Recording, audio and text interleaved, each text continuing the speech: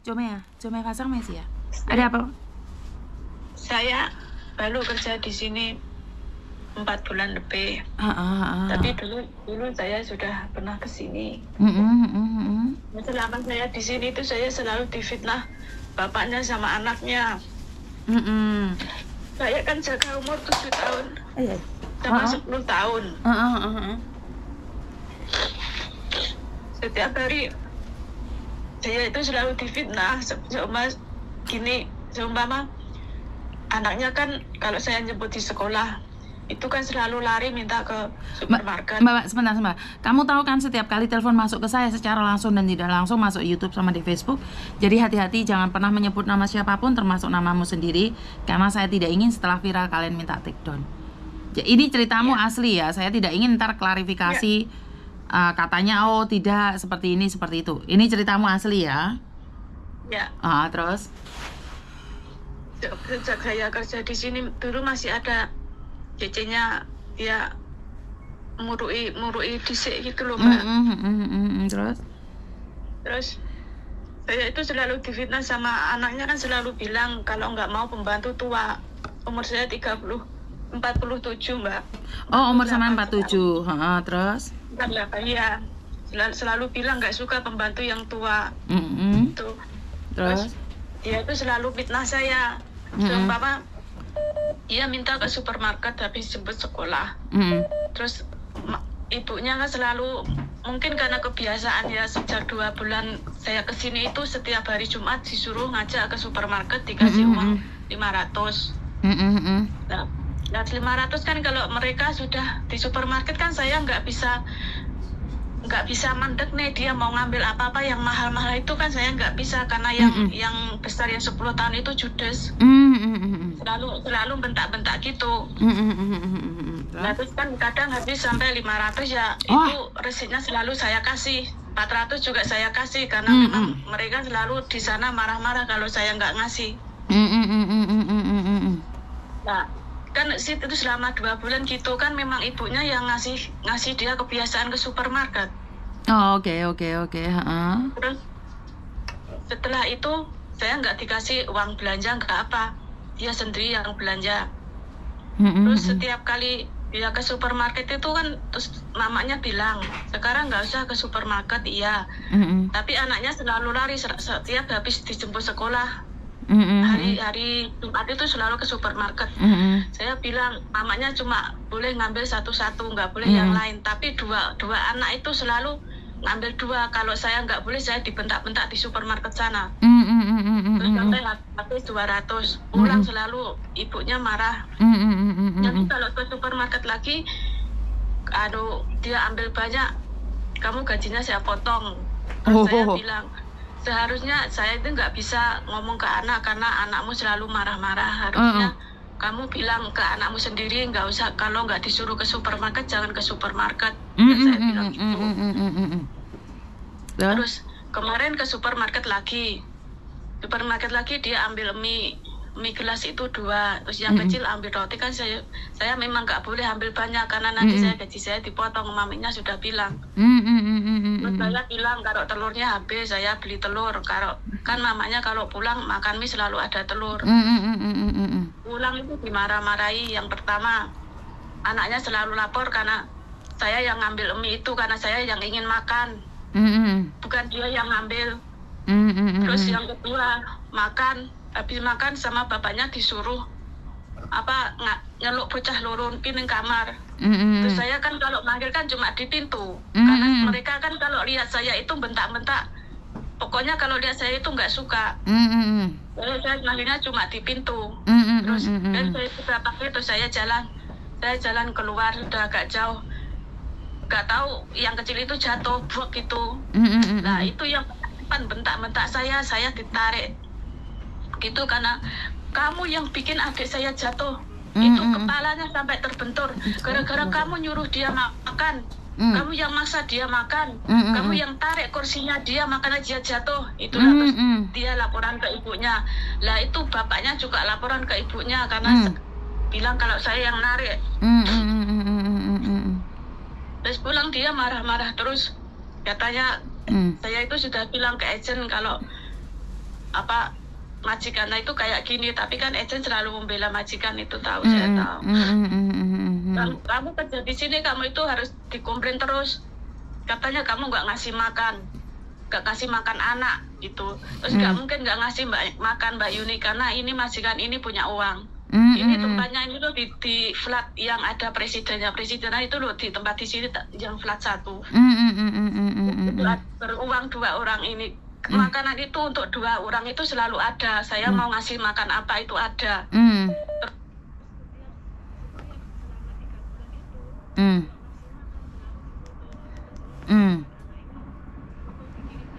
Itu dikirimkan gitu.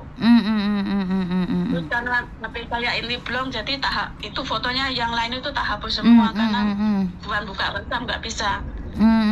Lah bilang ke agent saya nggak pernah ngasih makan. Terus akhirnya agent kan juga komplain ke saya, nggak mungkin saya nggak ngasih makan, nggak mungkin pembantu nggak ngasih makan karena memang di sini dia punya uang, di kulkas itu banyak makanan, roti-roti itu tuh banyak, mau masakin buat dia itu ada. Terus itu dia bilang kalau saya itu mau di blacklist, apa bisa saya ini di blacklist, wong saya lu nggak mencuri, saya juga nggak pernah mukul anaknya. Siapa yang blacklist? Siapa yang blacklist? Kadang gini Mbak Yuni, kan kalau saya beres-beres di kamar itu anaknya bentak gini, kamu itu babu, aku yang bayar kamu. Terus buang sampah itu di wajah saya, ini cepat diambil, kamu yang buang, kamu di sini kerja, yang aku yang bayar kamu gitu. Terus kalau gimana ya, selalu dibentak kan, wajah saya kan terus mesemut, terus sedih toh Mbak Yuni. Nah itu selalu difoto itu dikirimkan ke mamanya, terus mamanya dikirimkan ke agent, katanya saya selama di sini itu saya nggak pernah senyum. Nah, gimana mau senyum, setiap hari dibentak-bentak anaknya, kalau nggak anaknya bapaknya dokter. Kalau pulang pokoknya bapaknya makannya itu juga harus kayak di restoran, harus panas mungah-mungah, harus keluar satu-satu. Kalau nggak cepet juga dibentak-bentak. Terus setiap keluar masakan ngeluarin masakan 1 piring, manggilnya sampai 10 kali, 5 kali. Yang ini kan memang ini biasa dia makan di restoran biasa. Dulunya pembantunya nggak pernah masak, makan di restoran. Terus karena saya bisa masak, saya disuruh masak. Tapi setiap saya masak, kalau anaknya itu nggak makan, itu sudah nggak boleh masak. Pokoknya setiap nggak makan sudah nggak boleh masak. Terus akhirnya tuh ya saya selama di sini 2 bulan, 3 bulan kan, terus apa yang bisa saya masakan kan sudah saya masakan semua.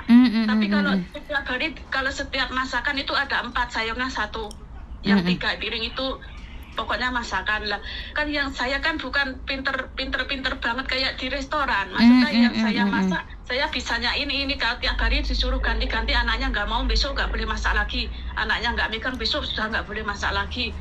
Pokoknya gitu. Terus akhirnya saya sudah nggak bisa masak yang lain karena semua yang saya masakan sudah nggak boleh dimasak karena anaknya nggak makan. Gimana anaknya mau makan? Setiap jam 5, jam 6 anaknya itu lu makan mimilan. Kan ini makanan banyak, jadi waktunya makan kan perutnya mereka sudah kenyang.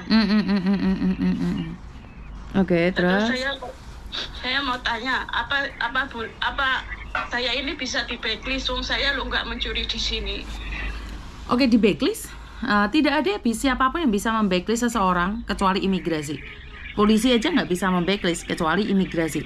Jadi intinya selagi kamu tidak melakukan kriminal, kamu boleh keluar dari situ, kamu juga boleh bertahan di situ. Cuman dengarkan ya, majikan tidak bisa blacklist, agent tidak bisa blacklist. Cuman majikan akan kirim surat jelek kamu ke imigrasi, itu bisa terjadi. Ini yang pertama. Dan yang kedua, kamu tidak bisa nunggu visa di Hong Kong, kamu harus pulang Indonesia, itu yang benar.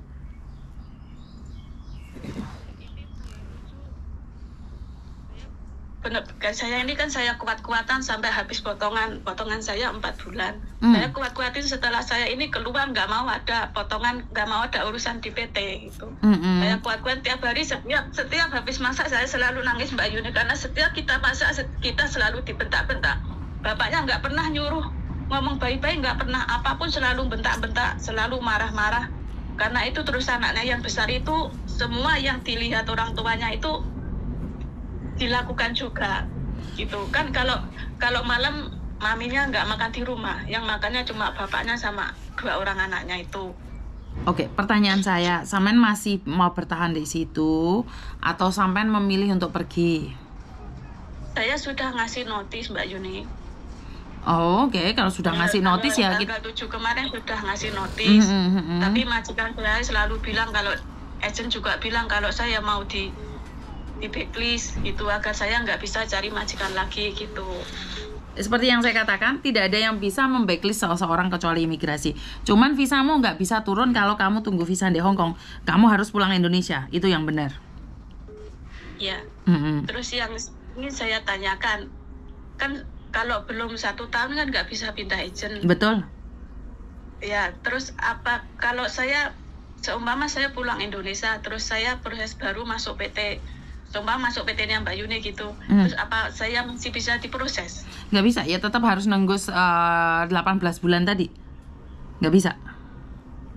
Iya. Berarti intinya saya nggak bisa di blacklist gitu. Saya sekali lagi saya tekankan, nggak ada yang bisa memblacklist seseorang kecuali imigrasi. Terus Paham? semalam kan marah-marah terus, kan bilang, kan saya anaknya itu kan ngejar saya, kamu yang bikin adik saya jatuh, pokoknya kamu harus bertanggung jawab. Menurut saya lah sudah pergi, aku lo nggak tahu, kamu itu masih kecil, jangan jahat-jahat sama pembantu. Nanti kamu kan punya Yesus, saya juga punya Tuhan. Kamu nggak boleh gitu, nanti Tuhan marah, kamu nanti nggak apa-apa, nanti kamu jatuh loh, seperti Mumui loh. Terus nanti dia cepet-cepet dia bilang sama mamanya, kalau saya katanya dongaknya mati gitu loh, intinya itu Mbak. Saya katanya dongaknya mati dia, karena anaknya bilangnya kalau saya dongaknya mati. Terus akhirnya ya itu mboknya marah sampai jam 12 itu. Kalau kamu mau pergi ya pergi sekarang, kamu ngasih uang saya 1 bulan gaji. Kalau saya punya uang nggak apa-apa. Ada dia minta saya ngasih uang, tapi saya kan nggak ada uang. Kamu tahu sendiri kan, saya habis selesai potongan, aku nggak peduli, gitu, bilang gitu. Oke, sebenarnya gini, satu hal lagi Mbak, karena mungkin sama-sama emosi, sama-sama kecewa, sama-sama kesel, jadi suasana hati kan nggak tenang. Jadi apapun yang sama katakan itu menyakiti dia, apapun yang dia katakan itu menyakitimu, benar tidak? Jadi terpancing emosi, kalian berdua terpancing emosi.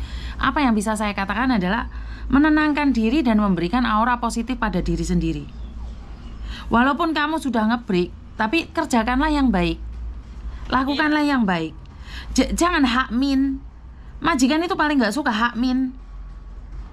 Paham nggak? Nggak peduli apapun masalahnya, karena orang Hong Kong selesai ya selesai. Kemle hakmin. Oh mau julai itu mau sama aja. Paham nggak maksudku? Ini hanya nyata. Ini hanya nyata. Kita itu cemberut. Kita rasa nggak apa-apa. Tapi bagi mereka itu hou tai man tai. Dan sekali lagi, anak-anak kecil itu memang karakternya dari majikan. Ya tetap memberikan energi positif walaupun kamu sudah mau pergi. Biar mereka berpikir untuk tidak nulis jelek kamu ke imigrasi. Itu yang paling penting. Ngerti nggak maksud saya? Ya. Dan saya paham Mbak, saya tidak ada di posisimu ngomong tok pinter, tapi jujur, saya juga punya masalah dengan perusahaan saya juga ada masalah dengan keluarga saya, tapi saya akan menghadapinya dengan tenang. Tapi bukan ngece, tenang bukan ngece ya, paham nggak maksudku? Kadang-kadang kita tenang tapi ngece, lemcung yo ma chao lo, lemcung yo ma chao lo. Itu kata-kata yang sering kali terjadi. Oh 좀 더 말 내 chao lo. Ini yang sering terjadi. Ini pas saya di sini. Sejak saya di sini saya nggak pernah ngomong gitu. Ngerti? Maksudnya kenapa sih? Ngerti? Aku nggak ngomong sampean. Tapi karakter majikan itu paling cungi kayak gini. Saya nggak ngomong sampean loh. Saya cuman bilang majikan itu apa ya? Punya ayat 1 pasal 1, selagi mereka mengikuti peraturan pemerintah, dia tuh apapun nggak takut. Apalagi gajian, uang mereka ada, dan mereka merasa enggak nyula, le cao lo, oman tai ko. Majikan kan seperti itu kebanyakan. Ya. Jadi ya wes, apa yang bisa sampean lakukan? Kalau sampean sudah ngebreak ya wes pulang Indonesia dan tunggu lagi. Tapi menurutku kan sampean yang ngebreak, bukan majikan yang interminate. Bener nggak? Kalau bisa semua diperbaiki dan majikan masih meminta kamu untuk tinggal di situ, ya pertahankan, mungkin mereka berubah lebih baik lagi. Tapi kerjamu lebih baik lagi. Iya. Karena Yang satu saya ingin tanyakan ke Mbak Yuni. iya. Kenapa majikan kalau sudah katanya kalau sudah ambil tiga orang nggak bisa ngambil lagi. Tapi ini majikan ini sudah 8 kali ambil pembantu. Kenapa masih bisa ambil gitu? Siapa yang ngomong bahwa majikan? Yang ini satu tok. Hah? Kenapa? Yang ini cuma satu tok. Yang 5 orang ambil Filipin. Terus siapa yang ngomong sama kamu kalau 3 kali ambil pembantu tidak boleh ambil pembantu?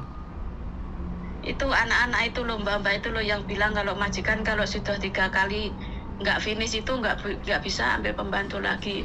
Tapi di sini kan dia sudah bolak-balik sudah ngambil pembantu. Iya, yang saya tanyakan siapa yang ngomong? Mbak-mbaknya itu. Berarti kan kamu tahu? Mbak-mbak temennya. Berarti kan kamu tahu mbak-mbak itu ngomongnya bohong. Ya. Karena tidak ada peraturan bahwa majikan itu ngambil 3-5 kali itu nggak boleh ambil pembantu lagi. Siapa yang ngomong? Mbak-mbaknya itu kalau yang ambil 3 kali nggak finish, pembantunya nggak finish itu katanya majikan nggak bisa ngambil lagi. Tapi ini majikan saya sudah 8 kali ngambil pembantu. Tadi saya katakan tadi, siapa yang ngomong? Kan bukan pemerintah yang ngomong. Bukan peraturan yang ngomong. Jadi siapa yang ngomong? Kalau orang lain yang ngomong, saya mana percaya, Mbak? Iya. Bener nggak? Iya. Lah, saya aja bisa ambil pembantu semau saya. Ya. Bener nggak? Jadi sebenarnya nggak ada masalah. Yang mati kan kita, Mbak. Kita sebagai pembantu kan selalu mati. Posisinya mati. Ya. Kita di interminate sekali tewas, hancur. Lah saya nginterminate arang, kasarane ngomong saya jahat lah. Kasarane ngomong saya jahat. Saya 1 tahun ngejeng 5 kali. Saya di blacklist ganti nama suami saya kan bisa. Oh gitu. Bener nggak? Tapi saya masih tetap jahat. Setelah suami saya ganti anak saya kan bisa. Ya. Bener nggak? Jadi mereka orang Hong Kong punya nyawa banyak, kamu 1. Oh gitu, iya. Bener nggak? Karena itu aku selalu wanti-wanti sama kalian bahwa kalian harus berhati-hati. Kalau kalian tidak berhati-hati, maka kita yang tewas. Iya Mbak Yu. Paham? Iya. Sekarang apa yang bisa sampean lakukan setelah sampean ambil notis? Tetap kerja yang baik dan nggak usah mengeluh, biarkan saja. Karena kalau auramu positif, mereka akan berubah lebih baik lagi. Percaya apa tidak? Itu tergantung dari kamu. Kalau kamu setelah telepon sama saya, auramu positif, kamu kerjanya lebih sergap, mereka akan berpikir, gak usah ngebreak lah Cece, taka hoti lah. Paham gak maksudku? Iya. Jangan berikan dirimu.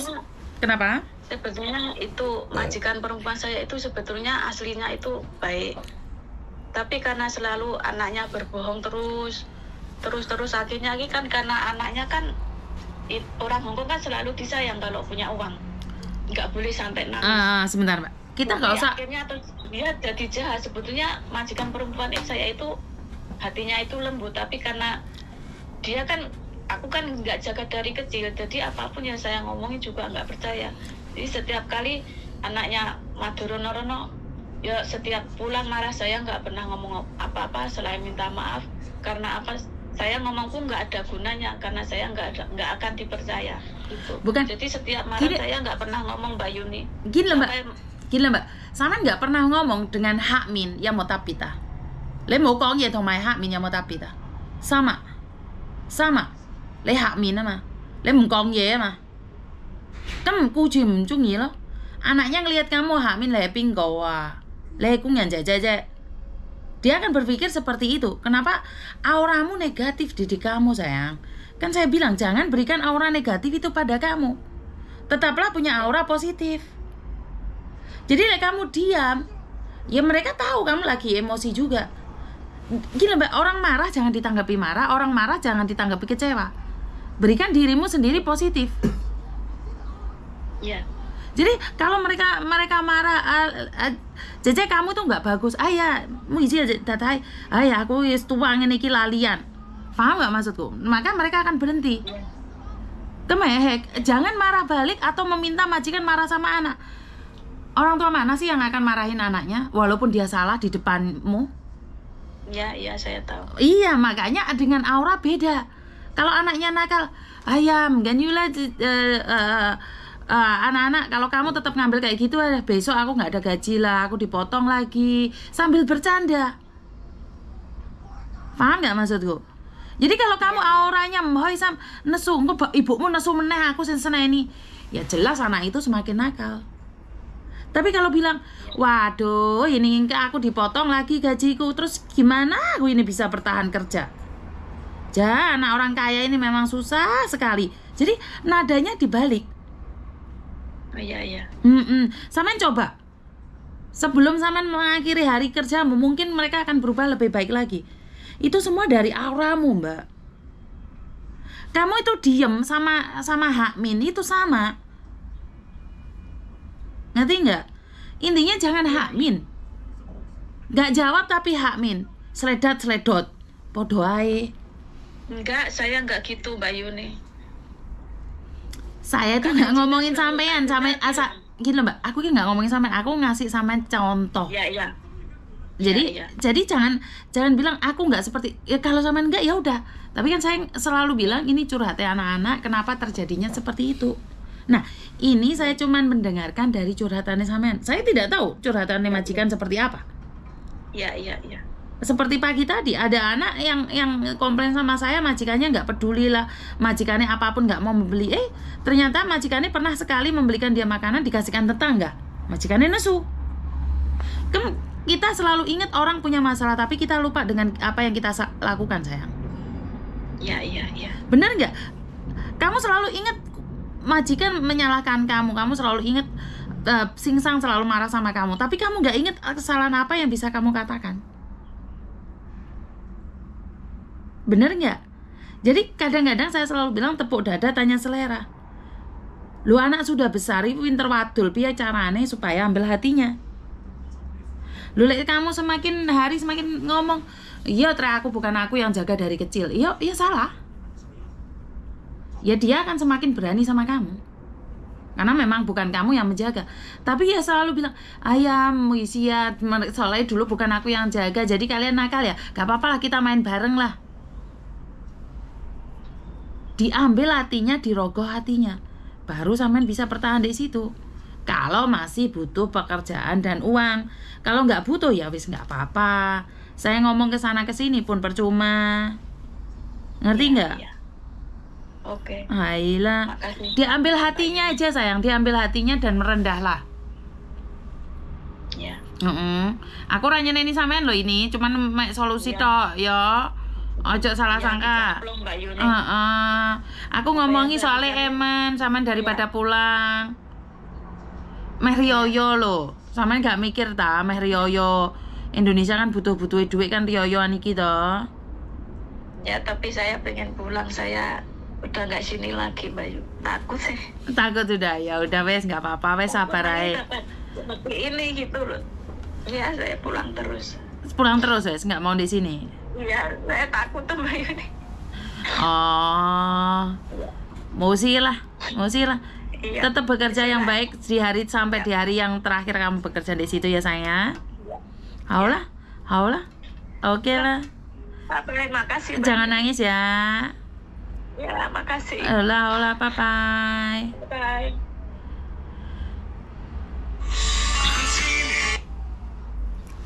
Oke, saya selalu bilang sama kalian semua, saya selalu mendengarkan curhatan kalian, saya tidak mendengarkan curhatan dari majikan. Kita seolah-olah mengatakan bahwa majikan salah. Tapi kita tidak tahu apakah kita salah atau benar. Ini tergantung dari amal dan perbuatan ya. Bukan seperti itu. Maksud saya adalah tergantung dari keadaan juga. Karena kalau auranya kita negatif, di satu tempat pun akan negatif terus, Mbak.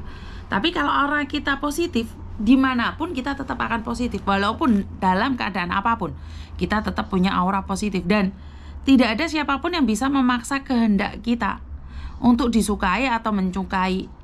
Jadi tetap bertahan di negeri beton harus kuat mental, kuat hati, kuat jiwa, kuat raga. Jadi itu aja dari saya.